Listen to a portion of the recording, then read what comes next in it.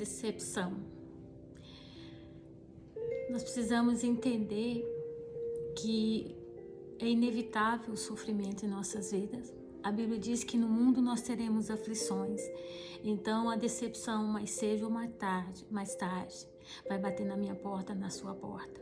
E é interessante nós entendermos que tanto eu posso me decepcionar comigo mesma, quanto os outros podem me decepcionar, e quando também eu posso causar decepção nos outros. Então nós precisamos entender que muitas vezes nós projetamos, devido a uma carência nossa, nós transferimos, nós projetamos em alguém algo que nós queremos.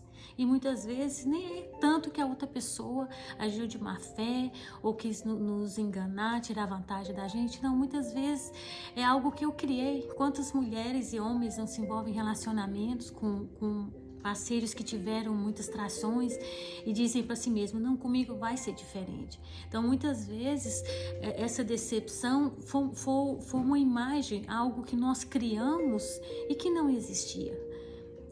E é interessante nós entendermos que a decepção é uma emoção negativa.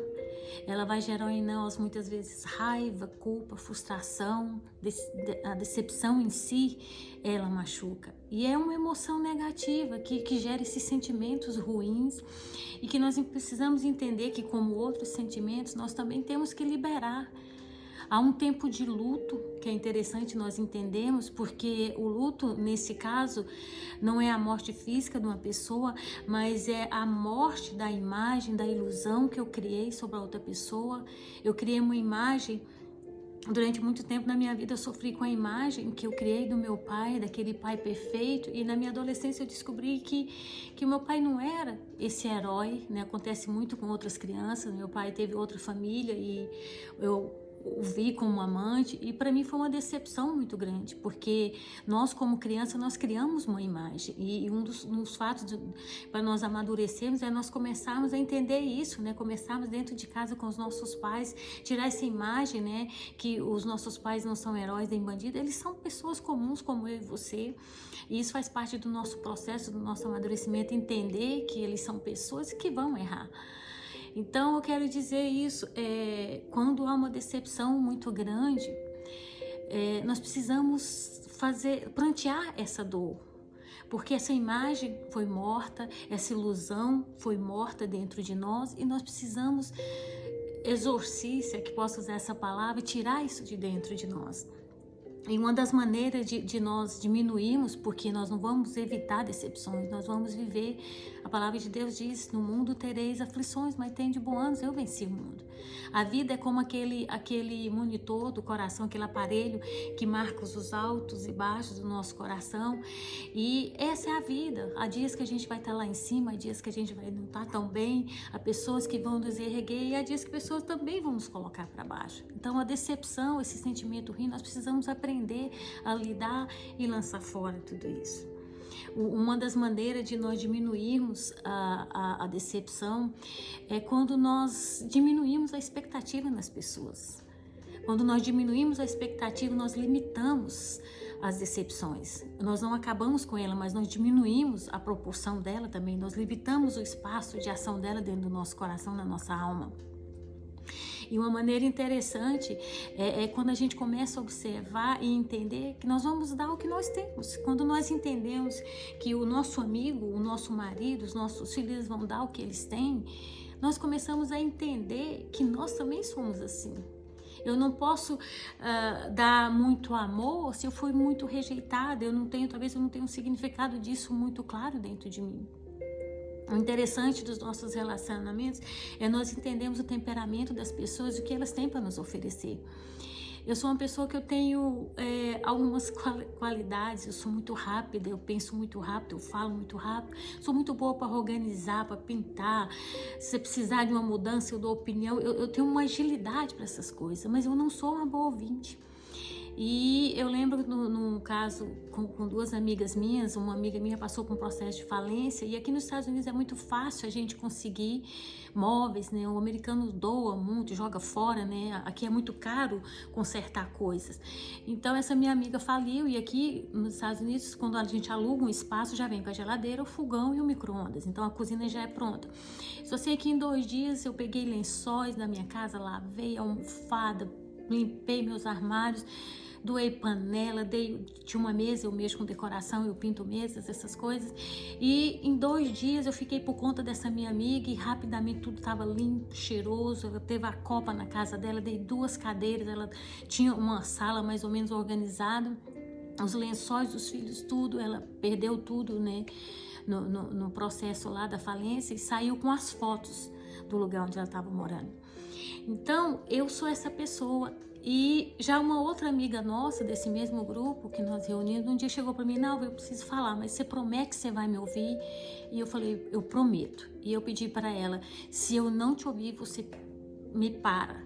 Então eu não sou aquela pessoa que tem um bom ouvido, eu tento melhorar, tô trabalhando isso, leio muito sobre isso, mas eu sei que eu não sou a melhor ouvinte do mundo. Eu costumo dizer, eu e a minha irmã Osana, nós começamos um grupo aqui de mulheres, né, de oração, uma vez por mês, e uma vez uma pessoa orou por nós e disse: vocês duas vão ser uma dupla muito boa, vocês vão se complementar na obra de Deus. E eu comecei a entender, eu sou muito fácil para detectar, eu tenho uma habilidade no mundo espiritual, às vezes para ver, para discernir espíritos, para expulsar espíritos. Eu tenho, né, o dom de visão, um pouco de profecia.